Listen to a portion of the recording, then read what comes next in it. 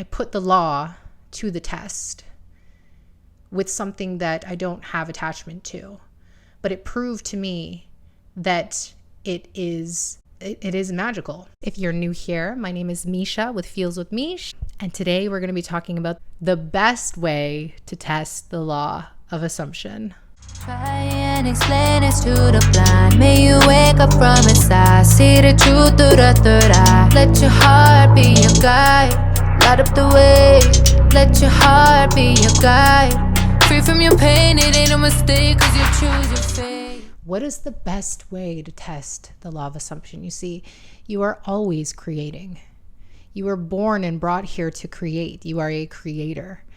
And over conditioning and beliefs that have been programmed into us, we just decide that we aren't as powerful as we truly are. And it wasn't until I woke up to the law of assumption that I really understood, out of all the manifestation techniques and, the law of attractions, the manifesting and the techniques, the law of assumption just seemed to really click for me. I started to understand self-concept and how my world is reflecting who I believe I am and the story that I hold of the things in my life. I started to understand the power that I had in changing the story of things in my life.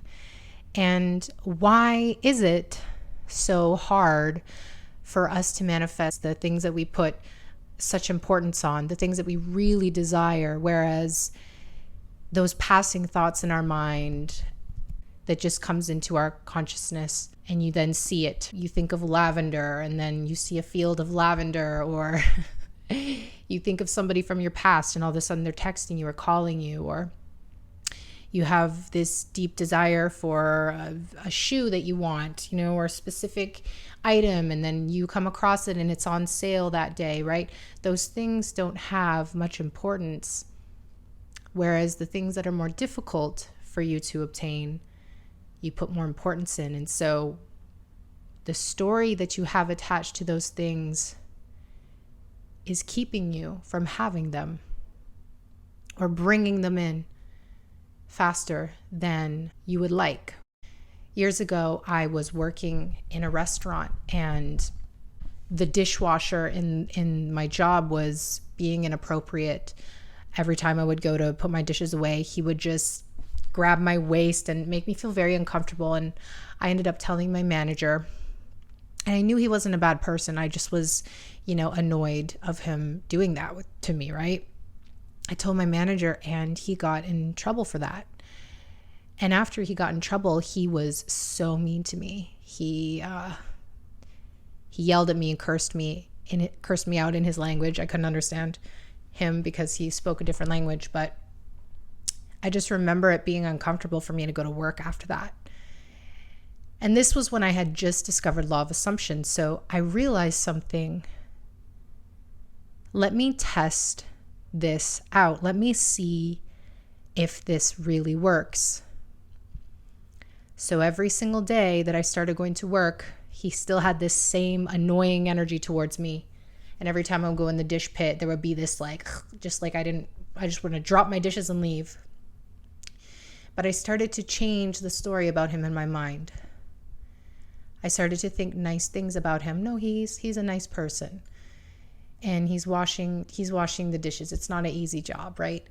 Let me be grateful for this person. Let me change the story of him in my mind. I started to say in my head, oh, he really likes me. As a person, he really likes me. He really, he doesn't hate me. He doesn't put his hands around my waist. He treats me with respect. He thinks highly of me. He's kind to me.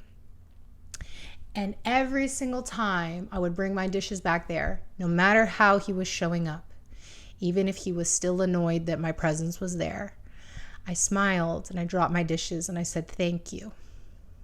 It's a very key point to this because I had changed who I believed that I was and who I believed that he was, regardless of how he was showing up.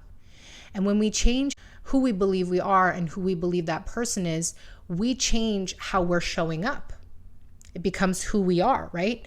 It's completely changes how we show up in the world, right? You see, your thoughts are creating your reality. Your thoughts are creating the behaviors in which you are then showing up in the world a certain type of way. And so I had completely changed who I was showing up every time I went into the dish pit. And I was grateful for the man washing my dishes. I was grateful, for my job. I started to see myself in a different way, and ultimately then see him in a different light as well.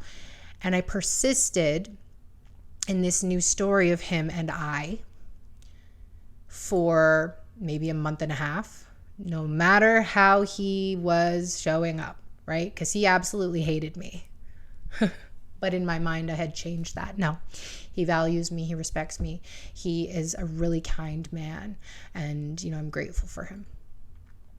And it was easy for me to change this story about him because I had no romantic attachment, no feelings towards him.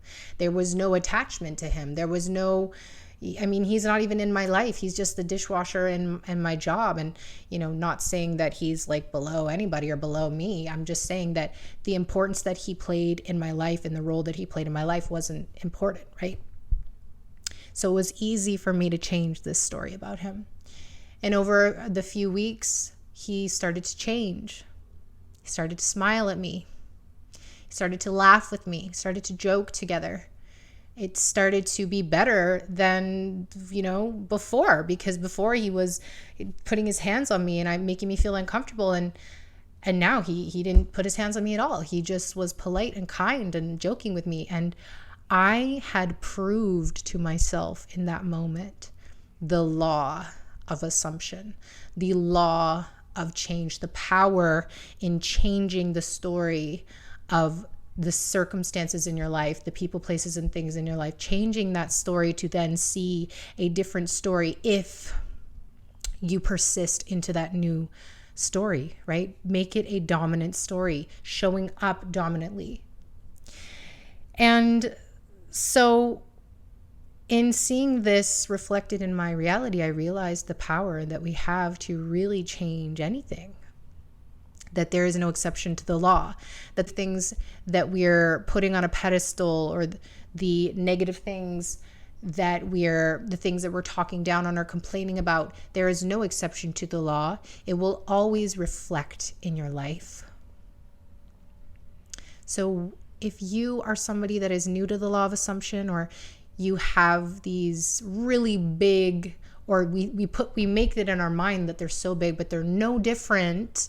They are no different than the dishwasher in my job. They are no different than that circumstance that I seem to think it was so much smaller, but it wasn't. All of it I had to change up in here first. And the reason that it was easy for me to do that is because I didn't have attachment to it.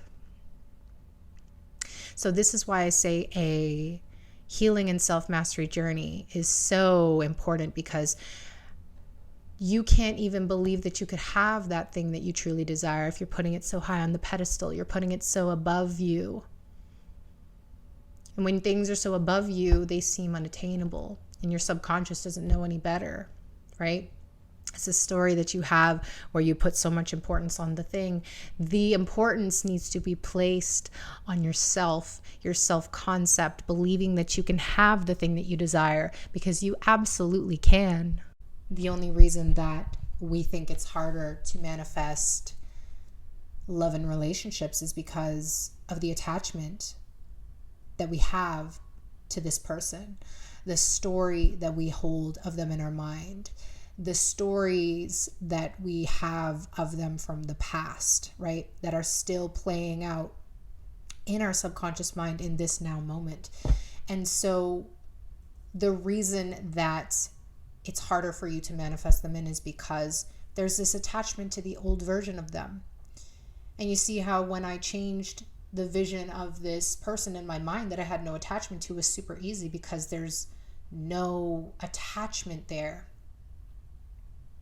So when you're manifesting a person in your life that you have history with, you have to forgive the past. You have to let it go. You have to start seeing them in the light that you want to see them in, and calling them in that you're showing up in a way that is calling that version in to this reality.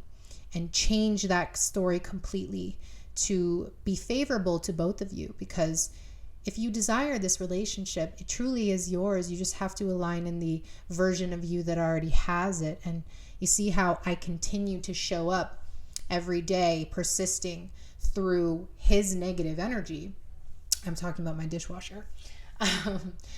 And no matter how he showed up, I just easily could show up in that new version of me. But if you have so much history with somebody, it's easy to get triggered by them when they're not showing up how you want them to. You have to be detached to how they're showing up and trust and believe in a new version of them. Trust and believe in yourself that you can be this new version and call them into that version. I put the law to the test with something that I don't have attachment to, but it proved to me that it is magical. Work through the attachment that I have to the bigger things and change the story about those things, because there's no difference, again, between the things that I deem big and, you know, the career, the romance, the family, the love, the money, the cars, the luxury. There's no difference to that than the dishwasher and my job. There's just no difference. And the law proves that. Use this as leverage. Use it as an experiment to yourself to try something different in your reality. Is there somebody that maybe you have friction with? Change the story of them in your mind. Start to see them differently, appreciate them, appreciate yourself, and, you know, decide how they're showing up in your life. And because there's no attachment there, you'll see how easy this can be. And then from there, you can move on to these relationships and these people and these things in your life that you place more importance on. I love you guys. If you guys are interested in booking a one-on-one with me, all of the information is in the description box below. Try and explain this to the blind. May you wake up from inside, see the truth through the third eye. Let your heart be your guide, light up the way. Let your heart be your guide. Free from your pain, it ain't a mistake, 'cause you choose your